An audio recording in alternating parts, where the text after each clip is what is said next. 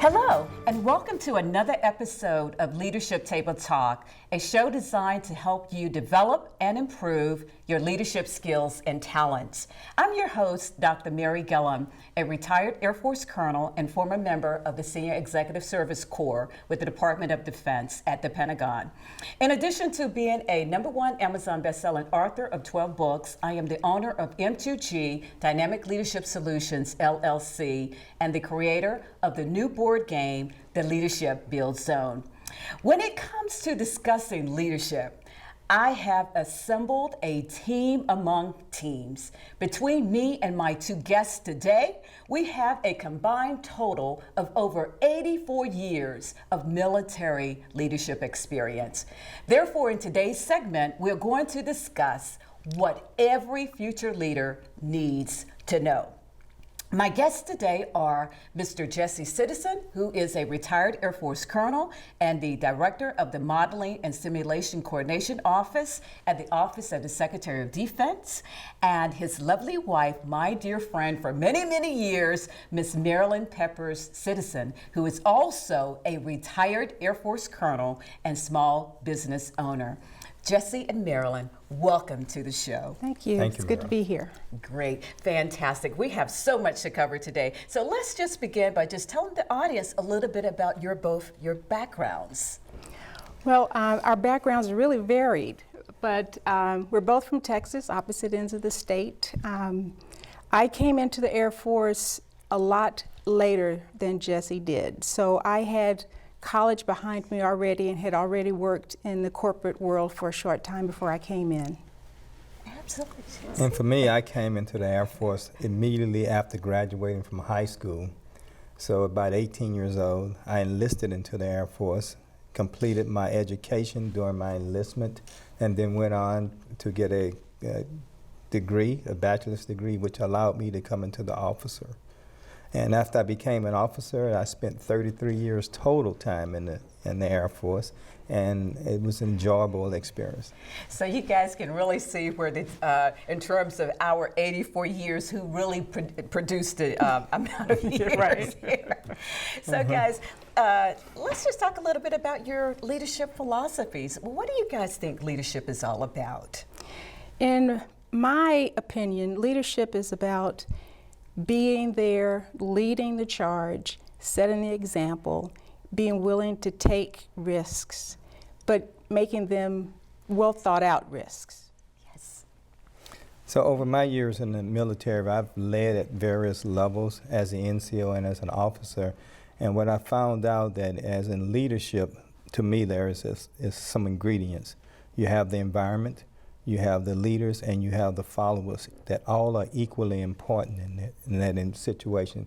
So I have come to develop a leadership philosophy, appreciating all three, the leader, the followers, and the environment, and knowing how to adjust within that situation. Oh, that's wonderful. Now, guys, I know that both of you had very distinguished careers. So what would you say that set you apart from your peers? Was it your faith, your commitment to excellence? What would you say that really just kind of pushed you and propelled you in terms of continuing to advance in your careers? In my case, it was being prepared, preparing myself, but not necessarily preparing myself for a specific thing. It was being prepared for whatever might come toward me and being willing to step outside the proverbial box. And in the Air Force, in the military, you hear this thing about don't volunteer for anything. But for me, those instances where I volunteered, it was what made the difference for me. Wonderful. Jesse, would you like to? For me, faith had a large part to play in my success. Mm-hmm. I do believe that after you have prepared yourself for success, that a lot of it is faith and your belief in a higher power. As a Christian, I believe in God, mm-hmm. and that has given me the opportunity to take those risks and to be able to, based on a faith leadership, to understand that there will be risks, but that I am prepared for them both educationally, spiritually, and mentally to take on the challenges, any obstacles that may come into my path.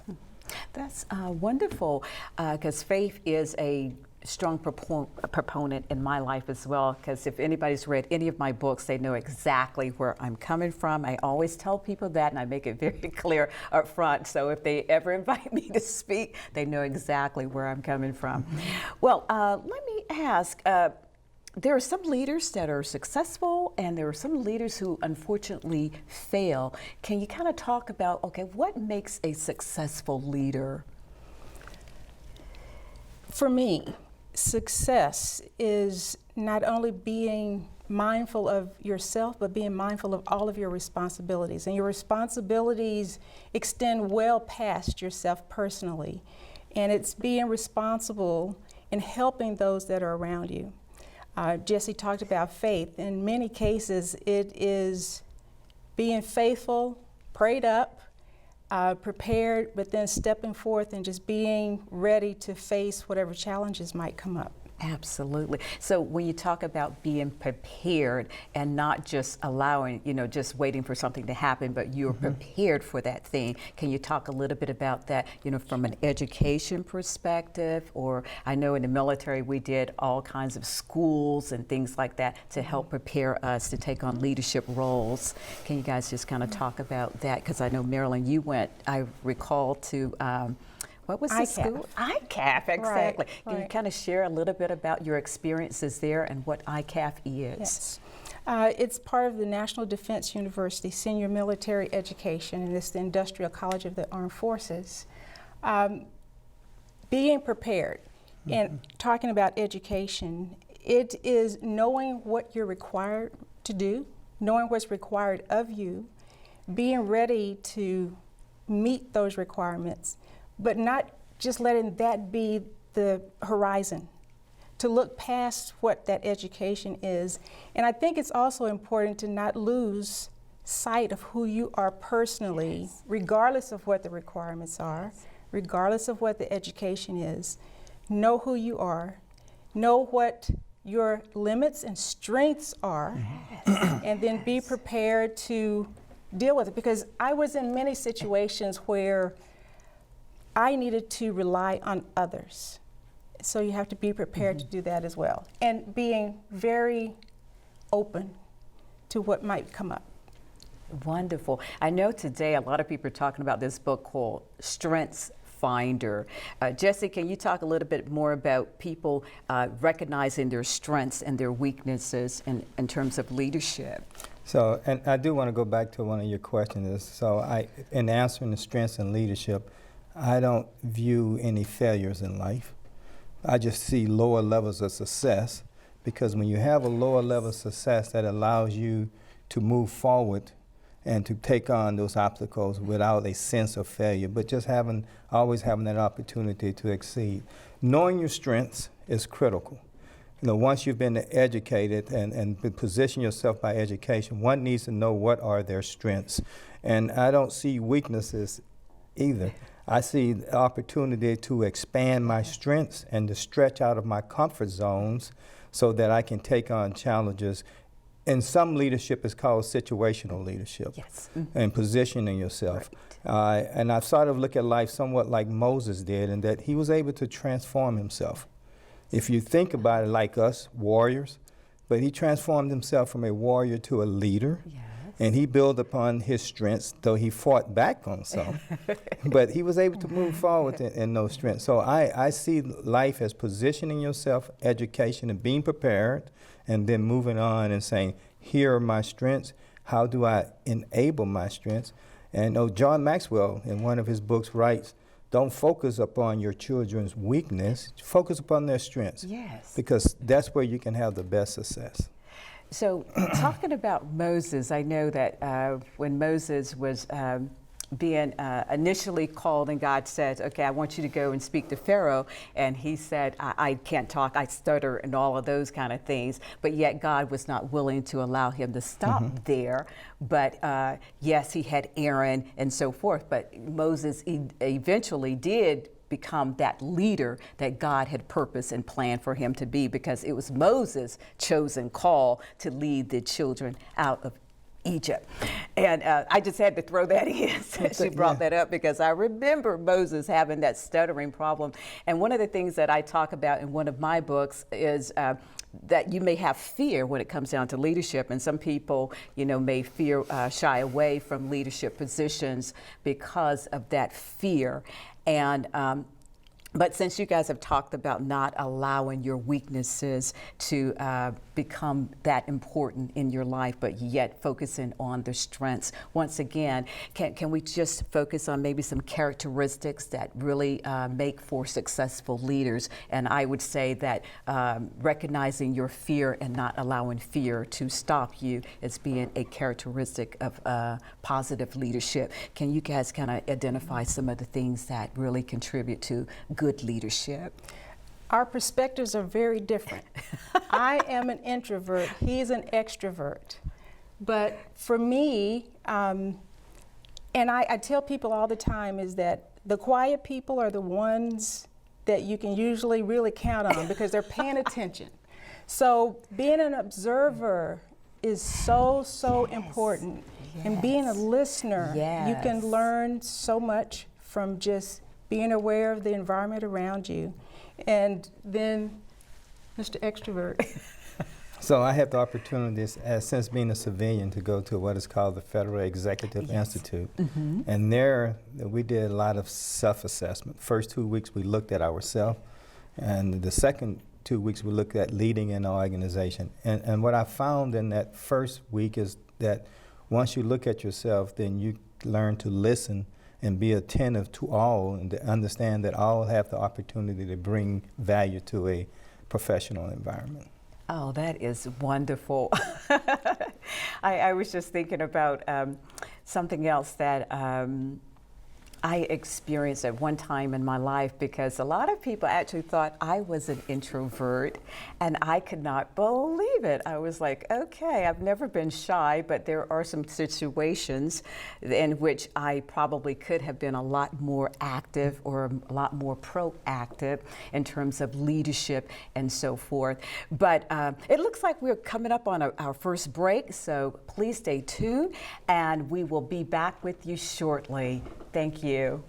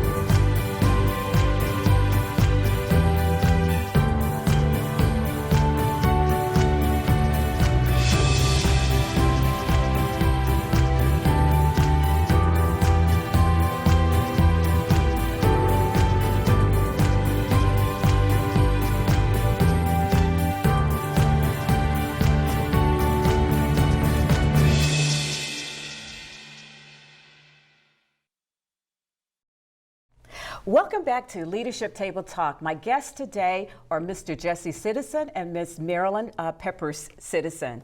And we're talking about what every future leader needs to know. And so at this time, I'm going to ask my guests, what would be 3 things that you would put out there that every future leader needs to know? So I'm going to ask you guys to kind of give me 3 apiece, if you don't mind. Well, as I mentioned before, being willing to try different tasks.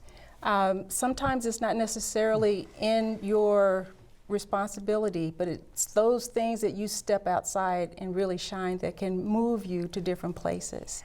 And as I said before, being a good listener and observer, to be aware of your surroundings.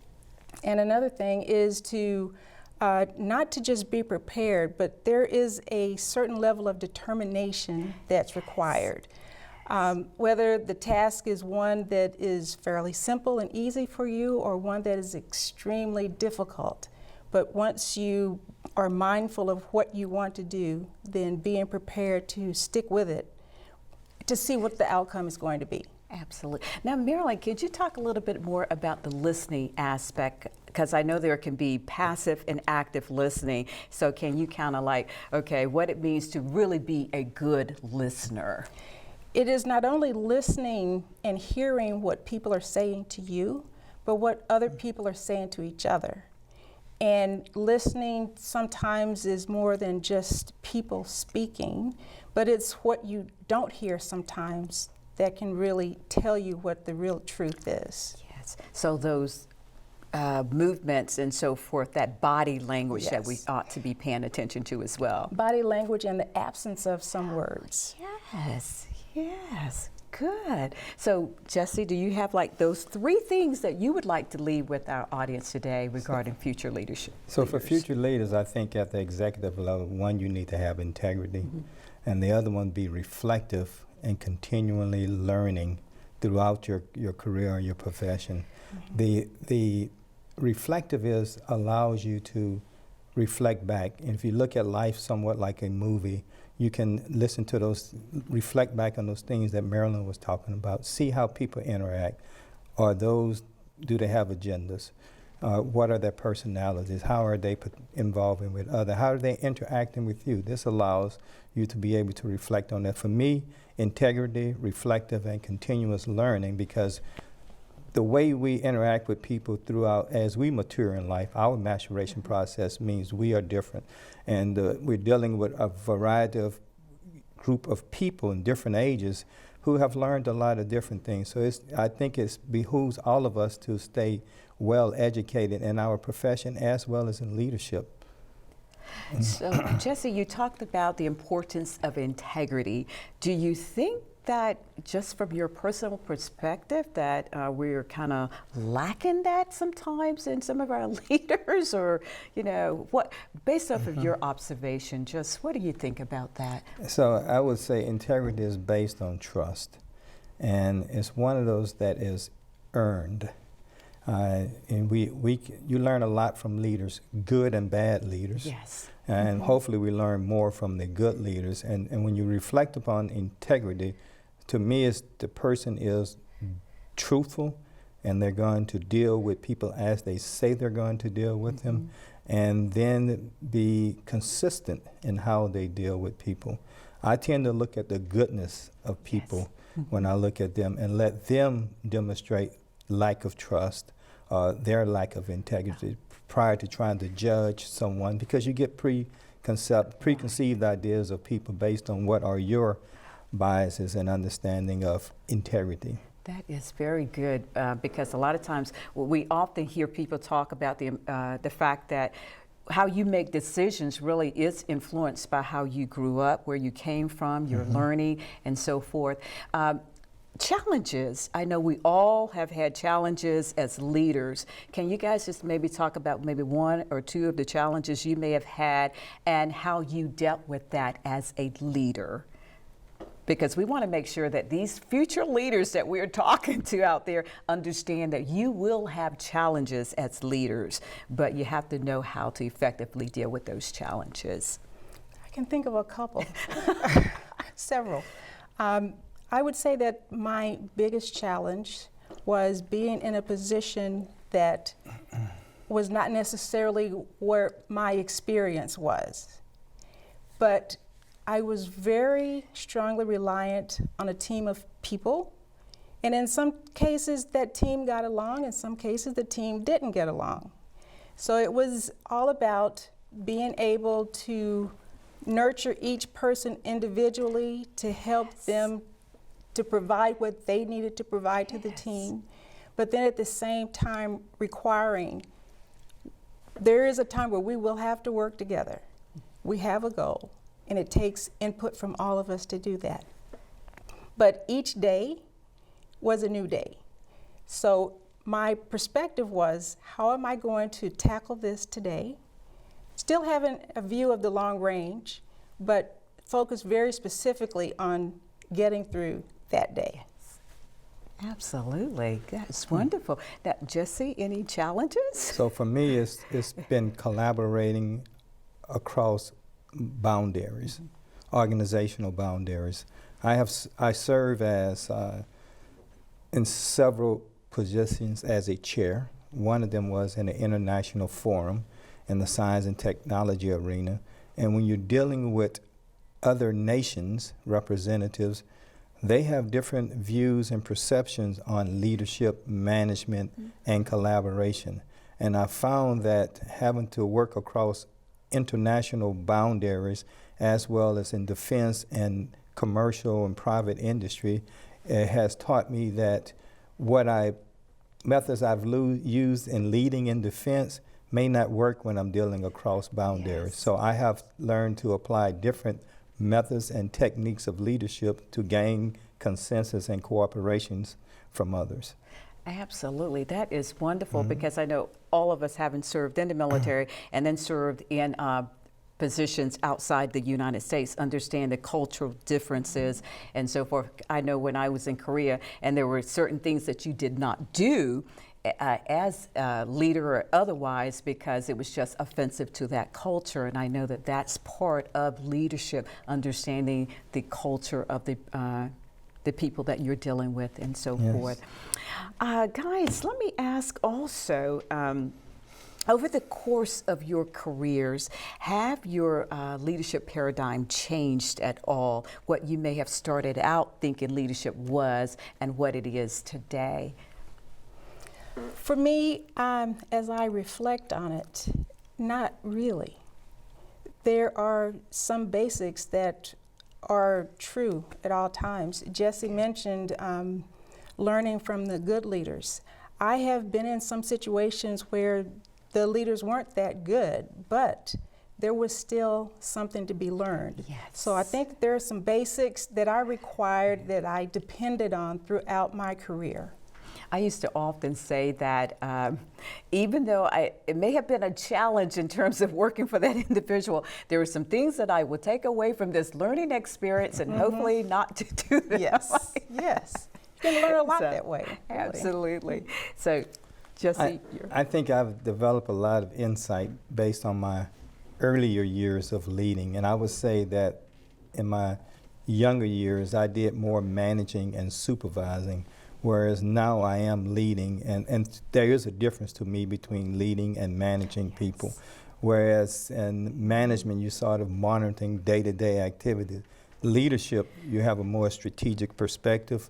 You're using influence to get things done and positively convincing people that this is in the best interest of the organization and the mission. And sometimes that goes beyond what is best for a team or an office to say, here's what the mission needs are.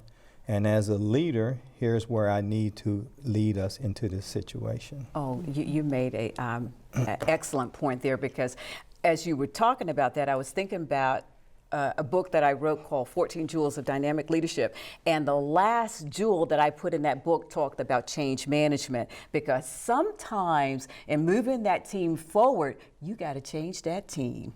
So have you guys ever experienced that in which you have found, okay, we've gone as far as we're going to go together, and I know that we are all about building each other up and trying to give people an opportunity to excel and so forth, but there are some times where people may not necessarily buy into your vision or your mission, and that you have to deal with the change that will have to take place to move that organization forward. So have you guys ever had to engage in that area of actually saying, you got to go? Yes, more than once, more than once. But I think that is an important part of leadership, to be prepared to make those difficult decisions. Yes. It is beneficial and can be beneficial for the team, but I also look at it for the person that has to leave. It is beneficial for that person too, because now they've learned this will work or this won't work. And you are helping them in the long run as well as helping the organization. So keeping someone that's not a good fit is not only detrimental for the organization, the team, but it's detrimental for the person that's causing the problems as well. Absolutely. I agree with Marilyn on this, is that we all have our fits and we can stretch in certain situations, but some people aren't able to stretch. And then it becomes a pretty straightforward conversation. I don't think you're making it on this team. I think that we need to look at some other opportunities for you, Right. and if that is, but I think you have to, one, talk with the person, and respect is, because they're not a good fit, doesn't mean you have to disrespect them. Right, So absolutely. respect to me is key in leadership, and you have to then make that tough, hard-minded decision to say, I think that we need to look to move you out, and not think, but we need to, if you have that luxury of ending that employee's position, then you do that. And in some cases, you have to look at reassigning a person. But with all of that that has been said so far, the key is communications with Yes. that person Right. as you go along, whether or not they will succeed or not. But if as long as they know that you are respectful of them and you're communicating what your desires and goals are, then I think that that will help in the long run. And it looks like we have just come to the end of our show for the day. It has gone by so fast, I cannot believe it. The time has just slipped by. So I just want to thank you guys again, my dear friends, for taking the time to come and be on the show today. I've known these people for a very, very long time, so I want to just put that out there. And I'm so glad that I got the opportunity to have you on the show because of your experiences. And I know you guys well, so I knew that you would have something to share with our audience today. So thank you guys again. And I want to thank you, each and every one of you, for taking the time to watch the show today. So if you have any questions or comments about the show, please reach out to me at my website, www.m2gleadershipbiz.com. Thank you, and I will see you again next time. Bye-bye.